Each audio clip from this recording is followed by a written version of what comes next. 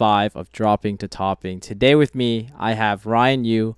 Many of you guys probably have heard of him, especially because he's been doing really, really well in like the online Yu-Gi-Oh space. And so I'm really excited to have Ryan here, first of all, just because he's a very wholesome player. I played Ryan a bunch, like whether in tournament or casually or just like in testing. And like he's always a pleasure to play with. And I figured like he would be a really, really good person to bring on, especially because like he has a lot of really strong understanding of like the game, like Yu-Gi-Oh theory, and his accomplishment speaks for himself. But without further ado, today's topic is going to be regarding how to win with rogue decks, right? A question that I ask myself all the time, especially because rogue decks are some of my favorite decks in Yu-Gi-Oh, as well as side decking theory, right? One of the most important yet most underrated topic in all of Yu-Gi-Oh. Ryan, do you want to just introduce yourself really quickly for everyone who may not know you? Hi, my name is Ryan Yu. I am a 15-year-old teenager from Canada. I'm sponsored by Game Nation or Yugioh Market, so same team as like Jesse and Asala. Yep. And yeah, I really like playing Yu-Gi-Oh! Yep. No, for sure. Yeah. So Ryan, thank you for coming on. I guess we'll kick it off with the first question, right? So, like me personally, like you already know, like if you guys watch my deck profiles and the content I've been putting out on YouTube, I'm an avid fan, like huge fan of rogue decks myself. I've played decks from a wide variety, like from plunders to cosmos to pure shaddolls, and so I guess many players like myself are probably interested in trying to figure out the sauce, right? Like because not only do you play rogue decks, right? You win with them. So I guess the first step or the first question I would ask is how do you choose a deck? How do you decide on what rogue deck you want to take on to a competitive event? And are there like any criteria that a deck needs to fulfill for you to actually decide to bring it to the next level? So usually when I play rogue decks, like it's just something that I want to play, something that looks fun. So recently I've played like Medalche, Yep. Sky Striker, Burning Abyss and Sky Striker. I've played for like the past couple years. Like I've had Yep. prior experience with them when they were more popular. Yep. So I had an underlying foundation of how to play the deck, Okay. but I found them to be a lot of fun. Like Sky Striker and Burning Abyss, they're both very technical decks. Yep. A lot of control Mhm. going on, lots of interaction. Yeah. So So okay, and I guess like decks that are like very technically challenging, like would that be something you recommend to like newer players though, or is that something that like I guess what kind of base do you need in order to be able to pilot those decks? yeah, so I think that like for decks in Yu-Gi-Oh in general, it shouldn't matter if a deck has like a high skill ceiling. Like if anyone dedicates themselves to practicing and learning it, they can definitely do it. Uh, Going back to the question of like how do you choose a rogue deck, Yep. it's always really a question of like which fun decks can I play right now, and then you have to analyze what all of their pros and cons are, and Yep. then choose which one is going to be the most adaptable for the current meta. Okay, gotcha. And then in terms of so what criteria do you look at when you essentially ultimately decide on, like Madoche is a deck of choice that I'll be taking to this weekend, or like this is the deck that I'm going to be taking to the YCS, like what are there certain criterias for these rogue decks, especially because we have to keep in mind that right that rogue decks are generally watered down compared to like Adamantium or like, Elec, right? So yeah, what requirements do you look for? In terms of requirements, firstly, they have to be consistent. So Okay. obviously, being consistent like super important, especially if you're going through a long tournament. Yep. Like that's kind of a common theme with a lot of the decks I play. Like Sky Striker has over a 90% consistency rate when it goes Right. second to see Ray and Rose. Yep. Uh, with Burning Abyss and Medalche, all of the starters just meld together and they can come into Xyz monsters, Yep. even if you get interrupted. Yep. Aside from consistency, it's important to like think about how each rogue deck, how all of its niches will interact with the meta Right. decks. Right. So if you look at a deck like Burning Abyss, then you can know that Burning Abyss can play a lot of trap cards, and it's very good playing control with Beatrice and protecting the Beatrice. Yep. And in this format, like the combo decks can't really play through a banish on their normal summon, Yep. and the decks like Eldlik Cinco really struggle against outing threats like Beatrice and Dante the Pilgrim. Yep. So you just yeah, you really just have to play the format and then get a feel for what weaknesses certain decks have and think about how you can exploit those when you play different rogue decks. Gotcha. So why did you decide to, for example, pilot Madolches not too long ago actually in the Grim YGO tournament? What was the meta Uh, call the, there? the Grim Geo tournament, I think I played Sky Striker, but Oh, sorry about that. Yeah. So I think it yeah, was which event was that then? I'm sorry, I might have mistaken it. Oh, the was it Medalche was the the charity one. right the Luxury Gaming BLM charity tournament? Yep. So so in that tournament, I remember it was like 5 rounds of Swiss, top eight, and yeah, you ultimately got first place. But in this tournament, you piloted Madolche. So what was your, I guess, thought process at that moment in time? You know, like how did you come to the conclusion that Madolche was the right pick for this event?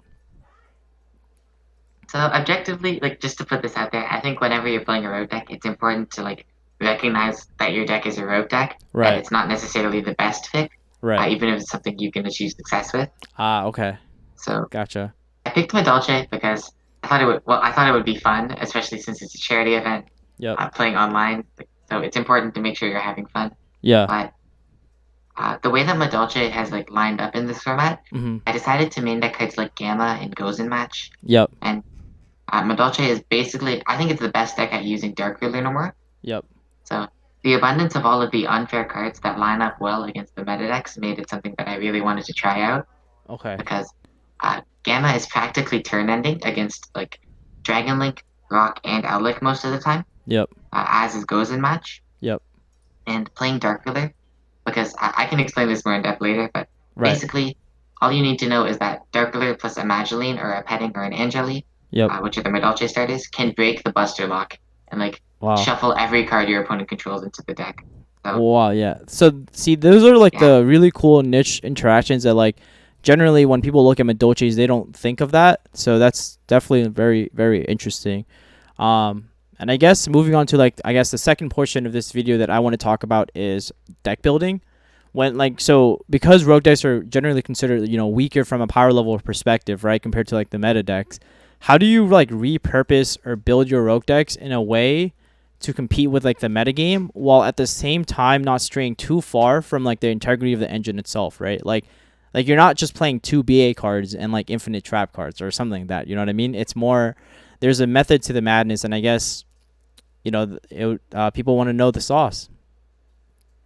okay, so I think just in general with deck Mm-hmm. building, this is especially important with rogue decks because Yep. they tend to require more adaptability since they have inherently weak engines. Yep. So whenever you're looking at building a deck, you usually want to analyze, okay, like what is the core of this deck? What will this deck not work if I don't play? Yep. So if you want to take an example, we can like say Burning Abyss. Okay. Burning Abyss needs the tour guides and the rhinos, and then like Graph, Seer, Skarms, Farfaz, Libic, Barbar, Alec, possibly Rubik, and then you need Fiend Griefing, Trap Trick, Dynamiscus.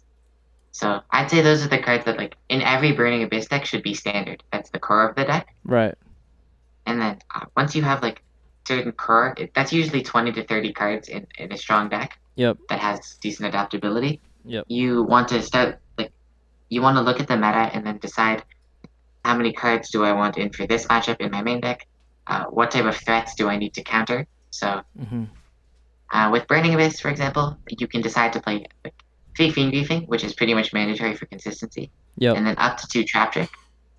And then part of the deck that isn't mandatory but is strong and that you decide based on the meta would be the trap cards that you play for Trap Trick. Right. So Dynamiscus and Karma Cut. Yep.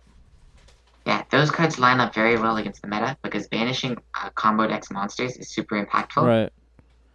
And those are both also super usable against the Outlick deck. Yep. Since, yeah, Dynamiscus can get rid of the traps when you're pushing, and Right. Karma Cut can banish two lords, and it's just game. Yeah, it's just crazy. It's absolutely nuts because I think most like combo decks actually only play two lords.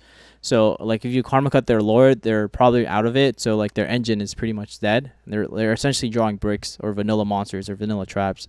So yeah, no, I can understand I guess this portion of like the deck building process now. And I guess well when you do decide to like build these these lists, how would you say like the testing process goes about in order to like effectively determine like these are like the right ratios per se? So usually when I'm trying to learn a deck, I just lose a lot unrated in testing with it. Okay, Uh, gotcha. like, like I understand most people probably don't have as much time to do that, but Mm-hmm. what I find most effective is just getting in as many games with the deck as possible so I can Okay. learn it inside and out. Yep. And it helps identify those niche interactions against the popular decks, Right. which help you, like, which are super important in deck building. Yep. But for people who don't really want to play a bunch of trial games until you understand the deck, Mm-hmm. it can also be really helpful having someone to theory with. Yep. Just as long as you're actively thinking about what each card does in your deck and Yep. you're assessing like other potential options, Right. you should be good when you're in the deck building process. Gotcha. So I guess in that aspect, how about we go through your Burning Abyss deck right now, and we can look at like the roles of each card and like why you decide to play like X card, if that makes sense. At least from like a main deck perspective. And then after that we'll transition into more of like the side deck. All right, that sounds good. Yep. So I don't know, like starting, I guess you could say Yep. the deck's engine. Right. So Burning Abyss aims to see like 1 to 2 to 3 Burning Abyss monsters, usually 2 to 3, so you can make Dante or Beatrice plays. Right.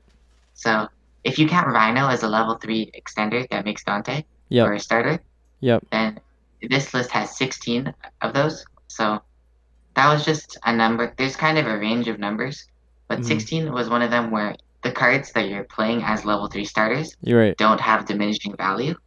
Yep. So if you're like analyzing the probability of seeing at least 2 of them in your hand, Yep. each of them are like increasing their percentage by a similar amount, which is Okay. like that's basically the concept of diminishing return, which is Yep. super important with deck building. Yep. Right. Yeah, it's just useful for determining how many numbers of cards you should be playing. Right. Yeah. And so just to like clarify what Ryan is referring to, so the idea of diminishing return is essentially that if you were to add, let's say you play like 10 starters, the 11th starter would have least like a less like it would decrease the percentages of you actually drawing that card. Like it helps, but the percentages is a lot lower every time you add a new card.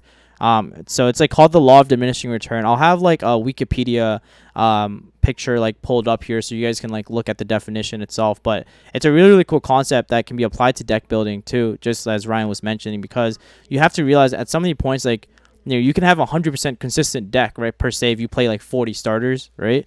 But at the same time, like, is it good is like another question. So like there needs to be like a good balance, and I think this is what we're seeing here on the screen. Cool. So just going back to that, there's the 16 monsters that are level 3 starters. So 3 Yep. Rhino, and then you can see there's 3 Skym, Graf, Yep. Seer, Farfar, Rubik, Alec, Livik, Calcat, Barbar. Mm-hmm. Aside from that, there's the 2 additional extenders and technically combo pieces, which are the tour guides. Yep. You almost never use tour guide as your opening play unless you don't open anything else. Right. Yeah, it's mainly for pushing late game, Yep. but it's very risky to use as a starter. Right. So that's not something that we wanted to like factor in when we were thinking, okay, what are our odds of making Dante or Beatrice as an opening play? Right. And that's a good analysis, people, that you're explaining right here, because I think initially anyone playing or seeing the BA deck would say, Torgai is one of the best starters in the BA deck. That's like the impression that people would have. But I think what you're explaining here is that Torgai isn't as good starting as people think, because if correct me if I'm wrong, if Torgai gets like, let's say, Veilered, Ash, Impermed, etc., you can't really extend with the BAs because they would automatically die in that case. So it's hard for you to get to that Dante, right? Absolutely. Tour guide is super volatile in turn 1. Right. That makes sense. So just moving on to the rest of the deck. Yep. There's additional consistency card in Extender, which is Foolish. Yep. Which is just something like we knew we wanted to play in the deck. Mm-hmm. There's the 3. I think the next card that you'd say you need to play is 3 Fiend Griefing. Okay. Because Fiend Griefing is a consistency card. Yep. That can send. It's a utility and consistency card. Right. Because it sends any BA to get your engine going, and it's a disruption. Right.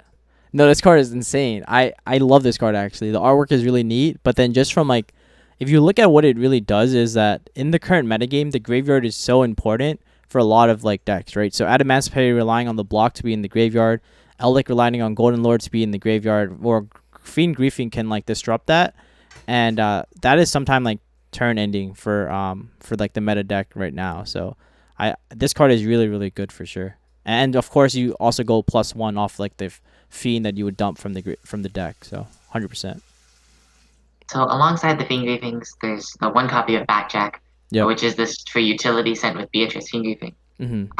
It's not amazing to draw. I do have Link Rebo in the extra deck, so it still becomes a neutral trade when you have to normal summon it. Right.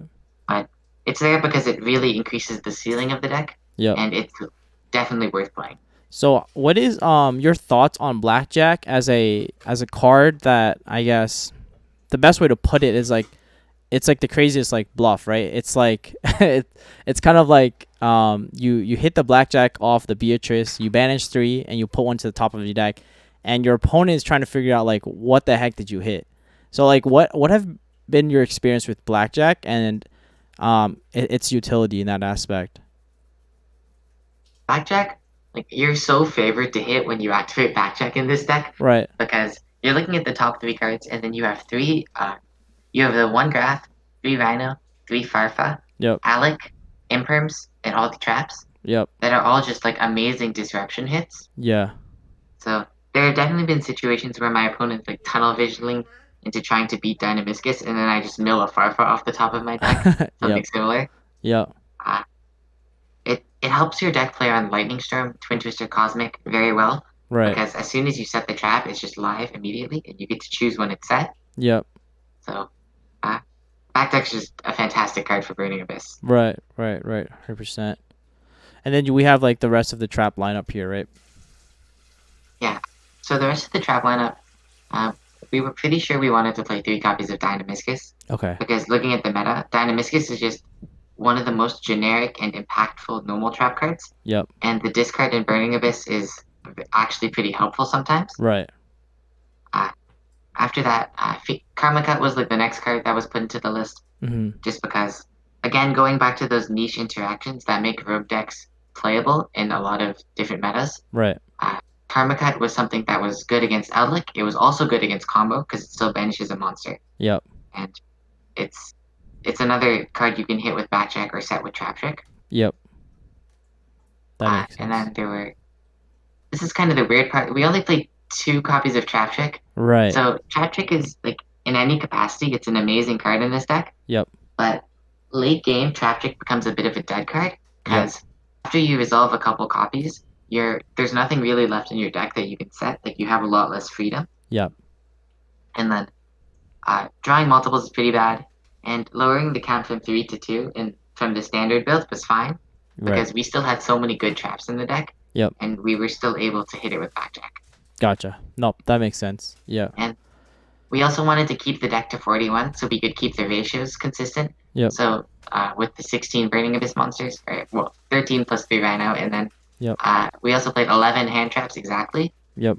So playing 11 is the amount that gives you the highest probability of drawing 1 to 2 hand traps in your opening hand. Yep. Which is what we wanted to do because Burning Abyss is a deck where if you draw 3 hand traps, you probably can't play. Mhm. So drawing 1 to 2 is definitely optimal. And then we chose 3 impermanents because it's impactful and it can be set with Trap Trick after you use one. Yep. 3 Ash because it's the most versatile. 3 Veiler because we felt Veiler was more versatile than Ogre. And 2 Ghost Ogre because when this tournament took place, it was like right after Dragon Link had risen to prominence. Yeah. The Synchro Outlook deck was still kind of evolving into the version that plays around hand traps. Yep. So Ghost Ogre was something that we wanted to play as opposed to like Nibiru or something. Gotcha. And like Nibiru also conflicts with the deck, right? In a way. Yeah, the problem with cards like Nibiru and Token Collector in BA is that they just stop you from playing. Right. So you can't use those. Gotcha. Yeah. Like you stop your opponents from playing, but that's like a 1-turn stun while like they can most likely recover on the following turn while like you just are going to pass your turn anyways if that monster like if the Nibiru is still on your side of the field, it's not like you can play. So yeah. That makes sense. And I guess just to have it become I guess more relevant for the meta, you know, on the topic of hand traps, just going to be a slight deviation here. What hand traps would you think would be the most impactful as we are headed into a Numeron like meta game? So obviously a lot of people have been talking about Ghost Ogre for hitting the Numeron field spell. Yep. It's super impactful because it just stops it from resolving. Yep. Another underrated hand trap is Shifter. Okay. Like obviously Shifter is a deck that can't be played in many decks. Mm-hmm. But if you like start thinking of those same niche interactions again, a deck like Madolche can play Shifter, or a deck like Danger can play Shifter. Oh Possibly Trap god. decks because Yeah. they don't really need to put stuff in their grave on the first turn. Yeah. Uh, I think any deck that can play Shifter is probably gonna like you should definitely consider trying it because it's Right. so high impact against every deck in the format. Yeah. No, macrocosmos on your turn is really absurd. Yeah. 100%. And then I'd say like the last hand trap is Gnome. Gnome's Okay. pretty good because not only do you stop them from going into Zexal, but you can also stop them from going into a Megaclops or an Appaloosa or a Shayudra. So Right. yeah. That's true too. Yeah, I was thinking about that. What if they summon 4 though? I think they play through the gnome, right? But I guess Uh, I guess they never most summon 4 because they're always trying to beat Nibiru. right. They're also trying to beat Nibiru. I guess as people know more about gnome material, they'll start summoning 4 because it's either they lose to the nib or they lose to the gnome. And I guess that's like the 50-50 bind or paradox that they're going to be put into, and just a matter of guessing what the opponent might have in their hand. Okay. Format develops, those types of mind games are going to become like Right. more Exactly. prominent. Yep. Exactly. All right. So now we're gonna head into the side deck portion of the video, and this is a topic that is, like I said before, one of the most important skills that people need to develop in order to, I guess, steal those like game 2s and 3s. And it's definitely one of the most underrated topic. But I think that Ryan, his side decking theory is really really clever, and that's why I wanted to also have him on today, just to like kind of explain his process to side decking. So when we look at your list here for Burning Abyss, how did you come up with your side deck? Like, what was your initial thoughts as you were building this? I mean, when I started making the side deck, I like counted the amount of cards in my main deck that I wanted to be taking out in each matchup. Okay. So yeah, if you take a matchup like Adamantipator, going second, you want to take out. Since you're going second, you don't need as many BAs to start because you're gonna have the 6th card. Yep. So I usually take out a copy of Rubik because you don't usually go into 5-X against them late game. Yep. I take out a copy of Calcap because they don't really set back row. Yep. And then I take out Foolish Burial because they usually end on Dweller, even if you hand trap. Gotcha. So yeah, those were the 3 cards that I wanted to take out against the Adamantipator matchup. Yep. And then yeah, looking at a deck like Synchro Outlook, there were a few more cards I wanted to take out. I wanted to take out like similarly, Rubik's a very easy side out. Yep. You take out Foolish Burial. Yep. Trap Trick is a pretty easy side out just because you have to go second. Yep. Both Trap Tricks. So there's 2 Trap Tricks, Rubik, Foolish Burial. Another card that it was like pretty easy side out was Fiend Griefing Mm-hmm. because it's very good going first against them since you can hit the Jad, and it's good to hit Lured. So I still wanted a couple copies in my deck, Okay. but it's not an extremely proactive card. Yep. It doesn't do much if they're trying to establish the 5-X combo. Gotcha. Yeah, and then you can take out one of the other dead BAs. So usually I'd be taking out Alec in that matchup because going second it's not as useful. Okay. So I guess maybe like the easiest way would be like, can you walk us through like what your side deck would look like if you were to go first and going second? Like, do you have like an exact cards that you just? So you mentioned before like the 3 cards you just take out, but do you just side in 3 cards against the rock deck, or do you side in even more? Yeah, so generally you kind of can't side more than what you identify as the cards that you want to side out Yeah. because otherwise you're hurting your deck's consistency. Yep.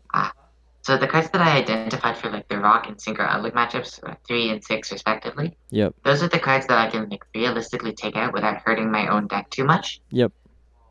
So this is something you usually identify before you even start making the side deck. Like I have my little notepad Yep. and I count the amount of cards I need for each matchup. Okay. So so in this instance, I looked at the overlap between Rock and Synchro Outlook and I thought, okay, I probably want to have a hand trap for Rock that's Mhm. also applicable against Synchro Outlook. Yep. So I decided to be Reaper in my side deck because Okay. it fulfills both of those side deck patterns. It has overlap. Yep. It also was something I could side in against Dragon Link to hit their 5-X. Yep.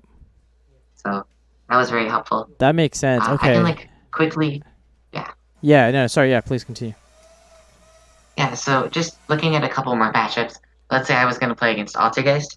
I was putting in the Cosmics, Storms, Judgments, and Evenlies, Okay, and gotcha. then you taking out three Valors, three Fiend Griefings, because Fiend Griefing is pretty dead against those types of back row decks. Mm-hmm. I was usually taking out Ghost Ogre because it's very easy for them to play around once the side deck is introduced. Yep. Take out the one Rubik and then take out Infinite Impermanence. Okay. So just the numbers of cards that I would be siding out were things that I counted before I made the side deck. So if you notice, Oh, okay. practically practically every matchup in the meta, this deck has an exact side deck plan for it because the side deck is very streamlined and adaptable. Right. So I explained what to do against Altergeist. Against Outlook, you put in Cosmic Cyclone and Reaper and take out the six that I mentioned. Yep. Against Rock, yeah, the three Reapers. So Yeah. everything ran really smoothly with the side deck. Right. And I think that's so underrated. So I was trying to explain to people, like, because I know when I first started playing the game, my side deck was like I would literally have 15 cards from one deck I really hated. And at this time I was playing Salamangreats, and there was a Danger Thunder player in my locals. Keep in mind I was playing for like probably like 15 days at this point. So I was just week after week I kept losing to him. So I was like, you know what? I'm putting in every hate that I can imagine. And obviously I came around and I realized like the flaws of that, but I think a lot of people still today are putting in like 9 cards, right? And they will be taking out consistency cards. So they will be drawing like double evenly, double storm, etc., but then just don't have plays afterwards. So I like the fact that you mentioned consistency post siding, because that is probably like such a hard concept for people to wrap their head around, because even if you were to like resolve storm or evenly and break the board or any of the blower cards, if you don't have a play afterwards, then you're not really progressing the game in your favor in any way. Like, would you agree with that? Yeah, it's super important to make sure that after siding, you're gonna have a mix of cards that can stop your opponent, but Yep. your deck is still like the core of the deck still remains similar. Right. Right. That makes sense. And I guess in this case, right? Um what Okay, no, I think that's good. I think we're just going to end it there actually. Okay, we're still I'm going to cut that part out, and then here's like the follow-up question. Okay.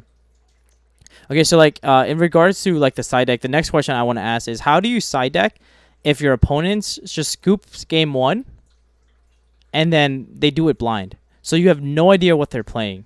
Like what do you do in that instance?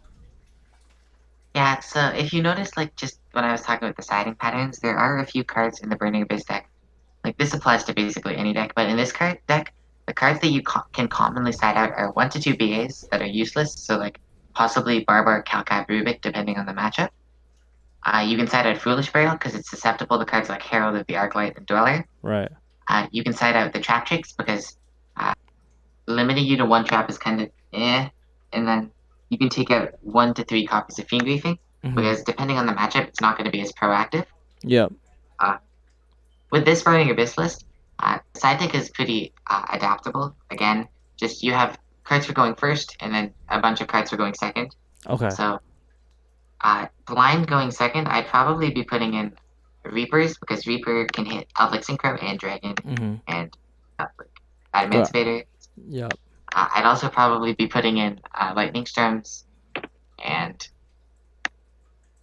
so Gotcha. Reaper, Lightning Yep. Storm, and evenly matched. I think just blindly because those are the cards that will hit like the widest array of decks. Right. And you can take out one Fiend Griefing, one Foolish, couple BAs, Trap Tricks, and then if you want, you can take out Valor because Valor is like kind of a low impact hand trap against backer decks, Right. and you want to make sure that those are covered too, since you're siding in the Reapers for combo. Gotcha.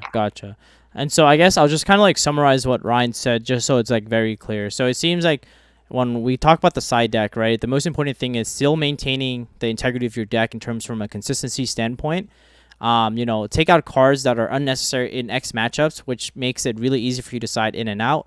Have an understanding or know like the matchups well enough to know which cards to side in and out. I feel like that also saves you in the side decking, or like the side decking portion in regards to time, which means like I feel like that extra minute you save could like be like very impactful saving you that 1 minute from getting into a draw or a game loss, etc. And that's pretty much it. And from a blind siding standpoint, like siding in cards that cover like the most bases, and having a wide variety of like matchups. So whatever, even though you don't know what they're playing, they're like generically good enough to like even though they're not as high impact, they like kind of like hurt the opponent's deck in some sort of way. But is there anything else I would miss? Uh, I just kind of want to state again that the biggest thing is consistency and versatility in your side deck. Yep. So basically, every card in the side deck is usable against at least 2 or 3 matchups, Right. which in that type of overlap is what allows you to have a side deck that works against basically any deck in the format, Right. as long as you've designed your deck correctly and Yep. prepared with that in mind. Gotcha. So I guess the question some people who's watching this might want to know is, what are some cool side deck cards that you see that you think are underrated right now in the current format? And this is like Battles of Legends, Armageddon's Revenge, legal. So Shifter, that's probably one of my most underrated tech picks. Yep. What else? I think Torrential Tribute's going to be pretty cool. Okay. Because against the Numeron decks, when they try to push on their own turn, you can just clear everything. That's very impactful. Yep. Just generic side deck cards that are pretty cool. Makes sense. Yeah, Shifter, Torrential. I'm trying to think of like interesting cards. Right. Yeah. For post BLAR, there's not much that's going to change aside from the introduction of the Numerons. Yep. So trap decks are probably going to become a little more popular. Mm-hmm. It's always good to have generic cards like Duster or Strike that can be very good against them. Even Strike against a Numeron type deck is good, because if you strike the Numeron if you strike the Zexal on your follow-up turn, you can usually just push a lot of advantage. Right. Gotcha. Yeah, I feel like the weakness of a bunch of Numeron decks right now is that they're not entirely consistently drawing Zexal combo. Right. And even when they do, that they still have to have coherent cards in their hand to form the rest of their deck. Yep. So if you strike the Zexal, you're putting them back on even ground with you. Exactly. No, I agree with that 100%. And that'll be like a later topic that we can cover, right? Like how oppressive is the Numeron actually?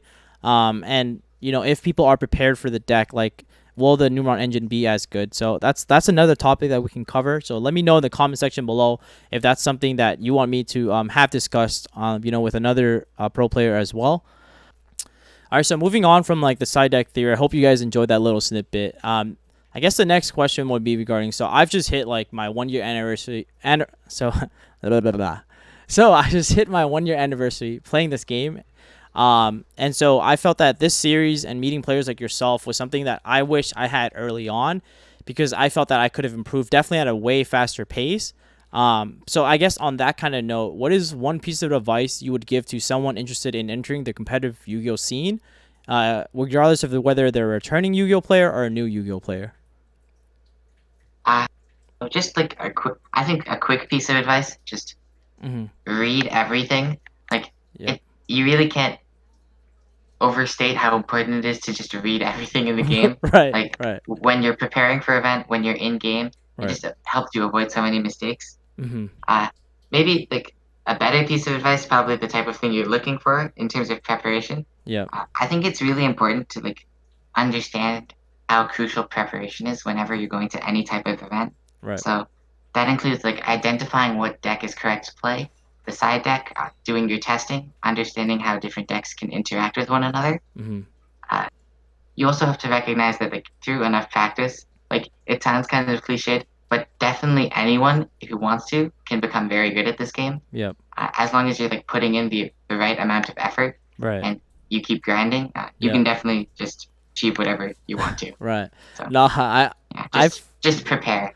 Yeah, no, I agree with actually even both statements actually. First being to read, and the reason why I resonate with this so much is because when I first started playing the game, right, like I had no idea what any of the cards did, right? I didn't understand the Yu-Gi-Oh card pool, so I didn't know what to play around. I didn't really understand what each of these cards did. Like I didn't understand like the problem solving text that was presented in Yu-Gi-Oh.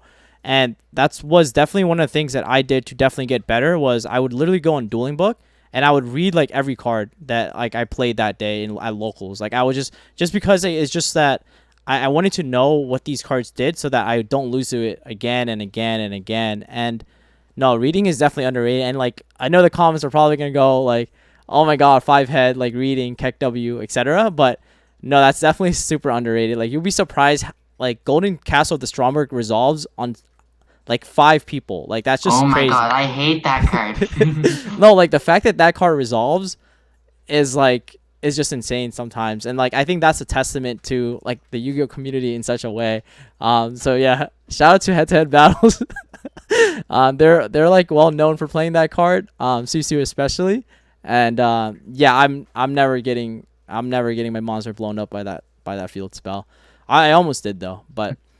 And then on the second note, you mentioned preparation, and I think this is like a huge component of Yu-Gi-Oh as well. That it's like some people might be able to like just YOLO an event, just go in and like somehow win. Like I've heard of the stories like those, but if you're trying to consistently do well and top, which is something that Ryan has been doing, then I think that's where like the preparation and like the work really reflects, right? Like the results.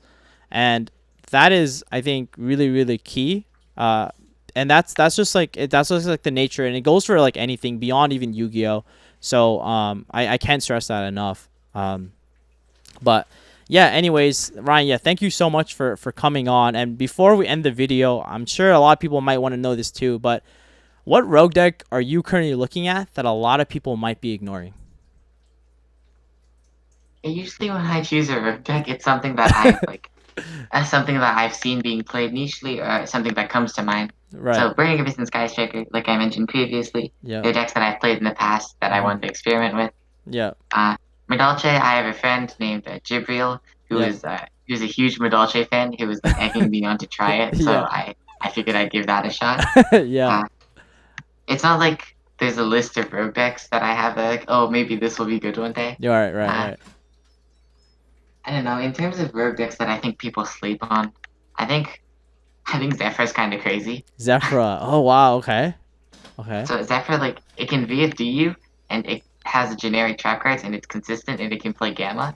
So I don't know. That's definitely something I want to look into. Yeah. Like, not to say that it's going to be the next next rogue deck that gets banned from Luxury. Yeah. I just think, I just think it's a really cool deck. So Right. it's definitely something I'm excited to experiment with later. You guys heard it here first, guys. Watch out for Zephyras. Who knows? We might even put out a deck profile, in honor of Ryan. But Zephyros, believe it or not, was actually the first. It was the second deck I actually ever picked up. It was Salamangreats, and then after that, I picked up Zephyr Pendulums. How did you go to Zephyr? So Zephyr Pendulum. Okay. Yeah, Zephyr Pendulums. Yeah, I just love the artwork. And then I watched like a bunch of YouTube video with Triff Gaming and the King of Games. And at that point, I think he topped Nast with Zephyr and Endymion. And so I was like, oh my god, like this is cool. The artwork is like a cow and like a bunch of random stuff. So I'm like, it's a cow. I'm like, I kind of like it. Cow Surge's counter trap. So, but yeah, I'll definitely look into like the Zephyr deck, and I'll let you guys know how it goes. But anyways, thank you so much, Ryan, for coming on. It's been a pleasure. I'm sure a lot of people will learn a lot from this. At least I hope so. So please, guys, in the comment section below, let me know any questions you'll have for Ryan. I'll forward them. I'll forward all of them to Ryan, as well as any feedback or comment you have regarding this video. I would love to get your feedback, guys, as I also want to improve on not just the Yu-Gi-Oh front, but also like the Yu-Gi-Tubing, the presentation front of YouTube as well. So anyways, guys, thank you so much again. Please don't forget to comment, like, and subscribe if you enjoyed this video, and I'll see you guys in the next one. Thank you so much. Peace. All right, Ryan, we did it. Yeah. Yeah, thank Thanks for you. having me on. Nah, yeah, thank you so much, Talk bro. to you later. I'll talk to you later, Brian. Peace.